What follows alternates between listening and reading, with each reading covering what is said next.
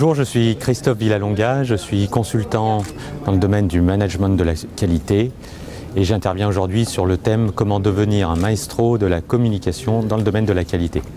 Alors le sujet est pas simple, il est très complexe et je vais essayer de le rendre attractif en présentant plein d'outils, plein de méthodes, plein de nouvelles pratiques, car pour devenir un maestro, il va falloir peut-être changer un certain nombre de comportements, d'attitudes et parler autrement de la qualité dans les organisations.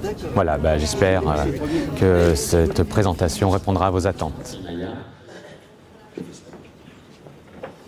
Très bien, écoutez, je suis très heureux d'être parmi vous pour cette 4e année. Je remercie Zohair de cette invitation. Et puis je vais mettre en pratique tout de suite un peu des outils PNL, parce que quand Zohair m'a demandé de venir, je me suis dit, dans mon esprit, je vais raconter encore la même chose, c'est la même personne qui va venir. Donc je vais utiliser de la distorsion et je vais me projeter en disant, je vais essayer de faire quelque chose aujourd'hui qui va vous intéresser.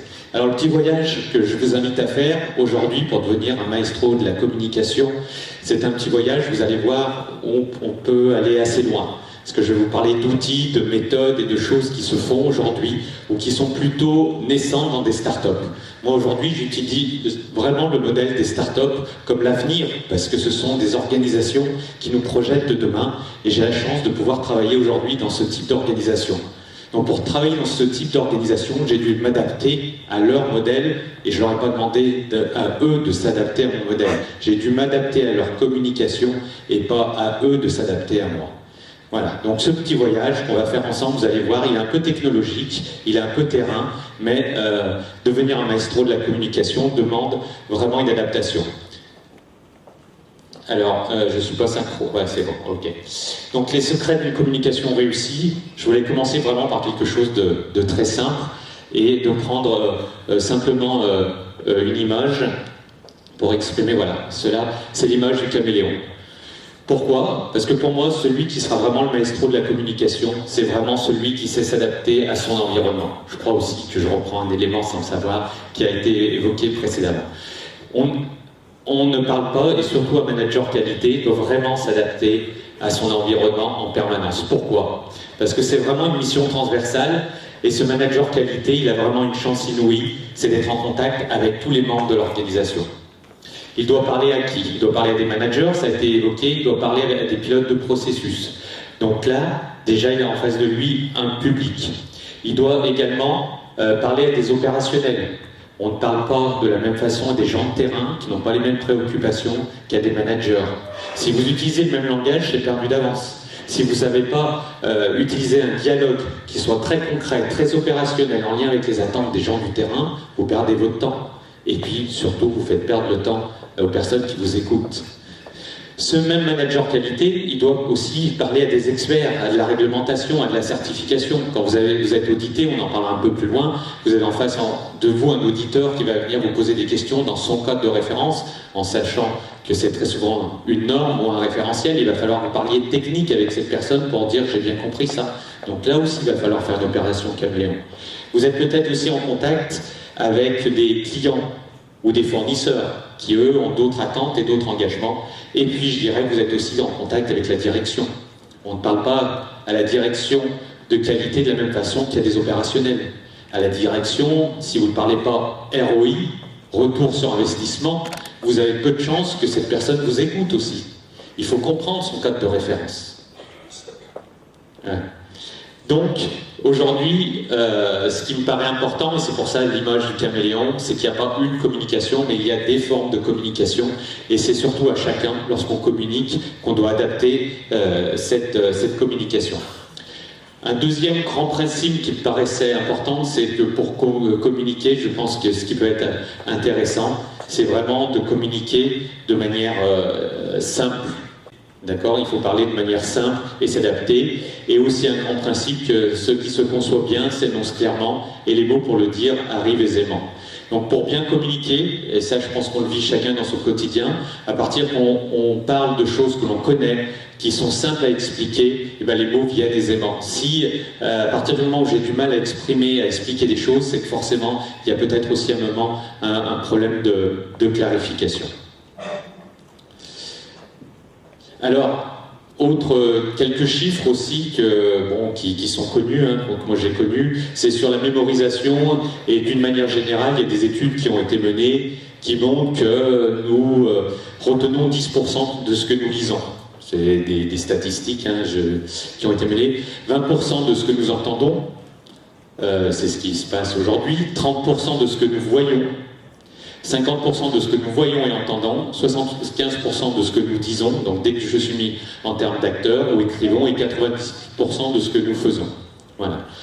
Donc ces quelques chiffres montrent aussi qu'en termes de communication et d'échange, il est important de bien adapter ces supports. Voilà. Si on prend bêtement, vous savez, à une époque, on disait il suffit d'écrire des procédures pour que les gens se souviennent ce qu'ils font, et ben voilà, on est au 10%, on n'est qu'au début. Donc là aussi, ça peut être intéressant de mettre à propos ces chiffres au regard de vos pratiques.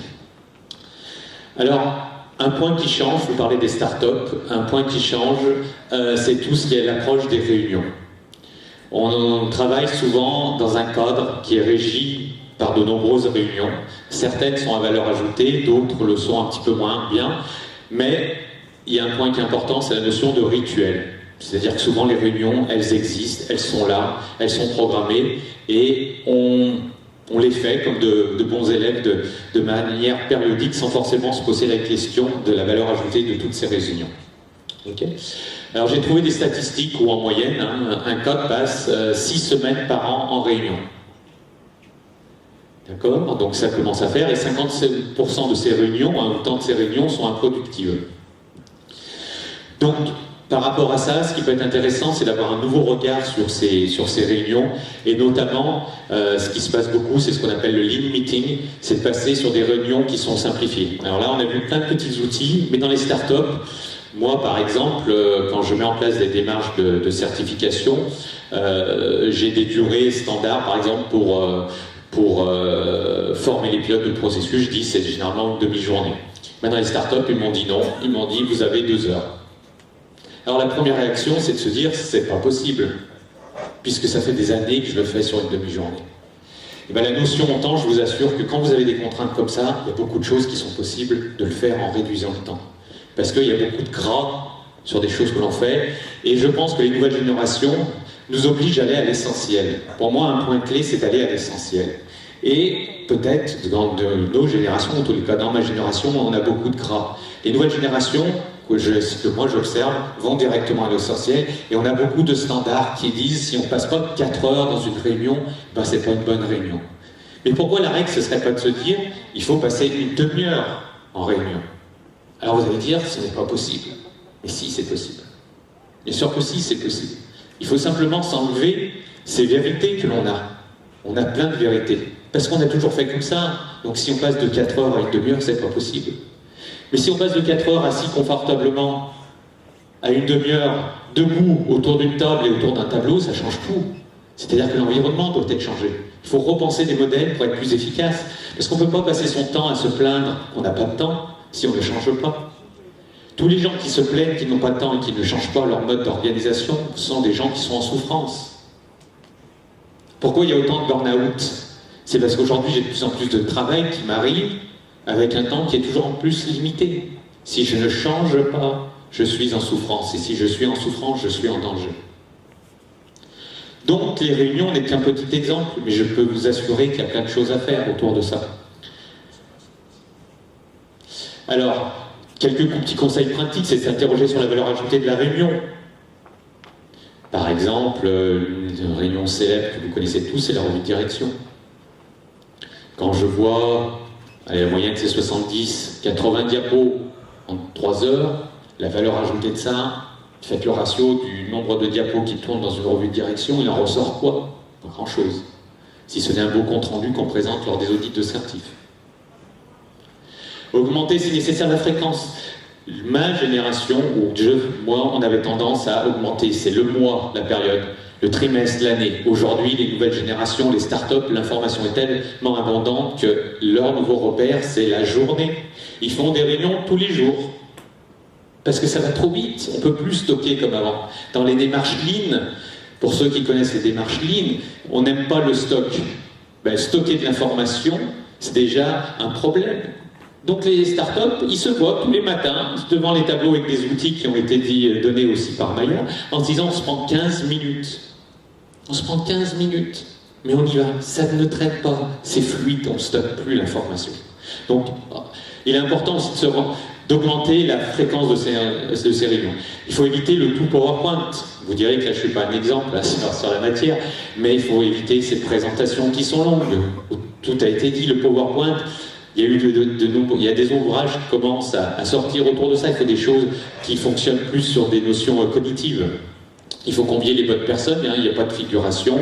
Il faut cadencer, orchestrer, minuter. Je pense qu'il faut vraiment se dire une réunion, elle doit vraiment être orchestrée. Mais c'est pas simplement avoir un ordre du jour, c'est vraiment avoir des sujets essentiels à traiter. Et une obsession, il faut produire de la valeur et toujours plus de valeur. Alors, ceci dit, pour faire des nouvelles réunions, il faut peut-être aménager de nouveaux lieux. Il faut casser les codes. C'est pas forcément la table en U qui est le bon système, parce que quand on est assis confortablement autour d'une table, on n'est peut-être pas productif. Je vous invite à faire des réunions debout. J'ai des clients qui font des revues de direction debout, avec des paperboards. Et c'est vivant, et c'est dynamique, parce qu'on ne réagit pas de la même façon debout qu'assis. Donc il faut casser tous ces codes. Et j'en avais parlé l'année dernière, il faut avoir du courage pour casser tous ces codes. Mais il y a plein de choses que l'on fait, ce ne sont pas forcément des modèles exemplaires. C'était comme ça avant, où le rythme du changement était différent. Aujourd'hui, le rythme du changement change, et il faut peut-être changer aussi certaines pratiques. Alors là, je vous ai mis aussi des choses qui sont intéressantes, c'est sur l'environnement. Quand vous parlez de la créativité, si moi je dois faire de la créativité, j'arrive en costume, cravate, serré, dans une table qui est très stricte, je ne peux pas être créatif. Il faut que je me libère.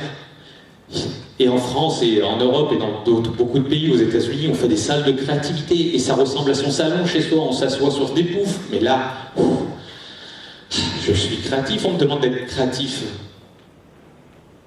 Donc l'environnement impacte aussi sur la communication. Et si les modèles anciens, l'ancienne génération, on va croire que ce type d'organisation, c'est de penser que l'on est en détente. Mais c'est une erreur fondamentale. C'est pas parce qu'on est dans des endroits agréables en jean que l'on ne travaille pas. Ça, c'était avant. Aujourd'hui, on change. Et en tous les cas, je pense que les nouvelles générations nous invitent à changer. Ok, merci. Merci, Zoé.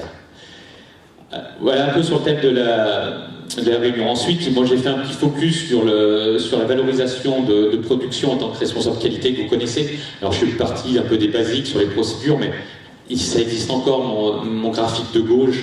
Vous savez que les logigrammes, c'est pareil, quand je disais il faut faire simple, moi le logigramme c'est un bon outil qui peut être adapté dans certaines circonstances, mais pourquoi complexifier ça? Quand vous avez des logigrammes où il y a des flèches, des conditions qui partent dans tous les sens, de quelque chose de simple, on complexifie. Quand vous faites des pages et des pages d'écriture, aussi, il faut toujours se mettre à la place du lecteur sur sa façon de faire. Donc, il va falloir aussi penser de valoriser un peu le contenu avec ces anciennes méthodes qui sont connues et classiques sous forme de papier, mais aujourd'hui aussi pour aller plus vite, et mes nouveaux clients dans les startups m'obligent à faire ça, c'est aussi de générer du commentaire, de coproduire. Vous savez, le temps où j'ai mon petit fichier de Word dans le coin, que j'écris, que j'envoie par mail et que la personne corrige, etc., et que ça circule. Avant, c'était, moi je l'ai connu sur des paraphores, hein. On envoyait les documents sur les paraphores, on mettait en rouge s'il n'y avait pas, on redonnait à l'émetteur qui faisait. La deuxième époque, c'est qu'on envoie par mail. La troisième époque, c'est celle-ci, c'est celle où on coécrit ensemble. Et le document, il est en ligne, et on met des commentaires directement sur le document. Et ça va beaucoup plus vite puisqu'il n'y a pas un circuit, on est sur l'instantané. Et ça, Google, avec sa suite, l'a compris. Ce qui arrive avec Microsoft qui lance toute une suite aujourd'hui, c'est ça. C'est de travailler en ligne pour avoir de l'instantanéité. Pardon. Oui. Présenter autrement aussi. Donc là, j'en ai parlé un petit peu sur PowerPoint, mais on va arriver sur d'autres outils, par exemple sur la carte mentale, hein, qui sont des approches aussi cognitives sur le fonctionnement du cerveau. Tac, on fait du mind mapping, hein, sur le terme anglo-saxon. Il va falloir aussi faire des vidéos. On prendra, je vous présenterai un petit exemple après sur une vidéo. Mais demain, vous savez, les procédures, on peut très bien les mettre par papier, mais c'est une forme. Mais vous savez, les modes opératoires, essayer de faire passer des pratiques professionnelles sur papier, pas facile. D'accord ? Bon, je vais vous donner un exemple. Hein. Si, vous savez, en France, Decathlon a inventé les tentes 2 secondes. C'est-à-dire que c'est des tentes, là, que vous les lancez, hop, elles se déplient automatiquement. Ça, c'est pour la promesse client, elle est vraie, parce que vous mettez vraiment 2 secondes pour la déplier. Par contre, pour la replier, c'est une autre affaire. D'accord ? Parce qu'il y a tout un principe, il faut tordre les, etc. Bon, ils ont prévu Decathlon, puisqu'ils sont dans la qualité, ils ont fait un beau mode opératoire. Ben, personnellement, je n'ai jamais réussi à plier une tente Kesha avec le mode opératoire. Par contre, je vais sur YouTube, je prends la vidéo qui explique comment faire, ben là, je peux vous assurer que je vous la fais. Ça veut dire quoi? Ça veut dire que l'écrit a des limites, il faut aussi utiliser une nouvelle technologie. Il y a des... Alors, c'est pas tout, mais le manuel qualité qui veut présenter votre organisation, demain, ça peut être une vidéo. Pourquoi pas le rendre dynamique? Pourquoi pas le rendre attractif? Aujourd'hui, la société civile, pendant des années, la société civile était en retard, je pense, au niveau technologique sur la société professionnelle. C'est-à-dire que si vous vouliez avoir un bon ordinateur qui fonctionne, il fallait être dans l'entreprise. Vous rentrez chez vous, vous n'aviez pas de matériel. Depuis quelques années, c'est l'inverse. La société civile est en avance sur la société professionnelle. Il y a des gens qui viennent en entreprise avec leur propre ordinateur parce que ça rame trop le matériel qu'on leur donne dans l'entreprise. La société civile, elle utilise quoi? Facebook. C'est en train de diminuer parce que Snapchat arrive, discussion instantanée. Elle utilise Twitter. Tous ces modèles. Et en entreprise, on utilise quoi? Le mail. Les nouvelles générations, elles ne sont pas habituées à parler comme ça, à communiquer comme ça. Tout ça, ça va changer. C'est la société civile, puisque les nouvelles générations, elles sont là, elles sont présentes dans les entreprises, c'est bientôt 50%. Donc, si je reprends mon caméléon, c'est à chacun de s'adapter, de regarder son environnement, et moi je suis convaincu, je peux me tromper, mais c'est que la société civile va imposer ses modèles. Quand Microsoft rachète une petite start-up qui s'appelle Yammer, cette boîte, elle fait quoi? Elle fait du réseau social d'entreprise. Le réseau social d'entreprise, c'est quoi? C'est du Facebook en interne. Quand elle achète cette boîte plusieurs milliards de dollars, c'est pas pour se faire plaisir. C'est parce qu'elle sait qu'il y a un marché, que demain les entreprises elles vont communiquer comme sur Facebook, mais en interne. Vous aurez, vous, manager qualité, un groupe dans votre entreprise qui s'appellera Qualité, Manager Qualité, et les gens mettront leurs messages, mettront des photos, mettront des vidéos de ce qu'ils voient, et ça va fluidifier tout ça, ça va arriver, c'est demain. Mais il ne faut pas le prendre comme une crainte, si je rejoins la PNL dans mon cerveau. Moi, je ne le prends pas comme une crainte, je le prends comme une opportunité. Il ne faut pas dire c'était mieux avant, c'est pas vrai. Toutes les générations ont toujours dit c'était mieux avant. Faisons confiance à ce qui arrive. Utilisons toutes ces nouvelles technologies pour progresser. Vouloir lutter, c'est perdre du temps. Aller de l'avant, c'est gagner du temps. Autre forme de communication, bon, c'est de faire des petites infographies, de faire des outils qui vous permettent de faire des informations. Une infographie, c'est une image avec des chiffres clés, on retient l'essentiel, on va à l'essentiel. C'est d'utiliser d'autres formes de présentation. Alors, passer au digital, j'en ai déjà un petit peu parlé, mais un point qui me tient à cœur, notamment, c'est par exemple la gestion des plans d'action. Aujourd'hui, les systèmes de management de la qualité sont gérés très souvent par Word, Excel, PowerPoint. Ça ne peut plus marcher. Ce sont des outils bureautiques. Comment voulez-vous gérer des plans d'action, des actions avec Excel? Si vous êtes sur Excel et quelqu'un veut aller sur Excel, c'est « Oh, il y a quelqu'un qui est déjà en ligne, il faut qu'il ferme ». Il n'y a pas de notification, c'est pas vivant, c'est des colonnes, ça n'a rien à voir, ça paraît, c'est le papier du siècle dernier, Excel aujourd'hui pour moi. Comment gérer des plans d'action? Alors vous allez me dire, il y a des requêtes, il y a des filtres, il y a des... Ouais, ok. Mais il y a plein aujourd'hui d'outils qui fonctionnent comme ça. Moi j'utilise par exemple Trello, qui est un outil où moi j'ai toutes mes actions sur mon téléphone. Dès qu'il y a quelque chose qui bouge, je le sais, j'ai des fils de discussion. C'est ça l'avenir. C'est d'aller vite, c'est d'être fonctionnel. Si les gens n'ont pas sur Excel, Je vais dire, et ça je l'entends, ah, ils vont pas sur Excel, ils font jamais ce qu'on leur demande, etc. Bon, là je poserai la question du pourquoi, mais posez-vous vraiment la question, pourquoi les gens ne font pas? Est-ce que votre outil est fonctionnel? Pour faire une action, quand il faut mettre 15 colonnes, remplir 15 colonnes, est-ce que c'est fonctionnel? Les nouveaux outils, ils vont à l'essentiel.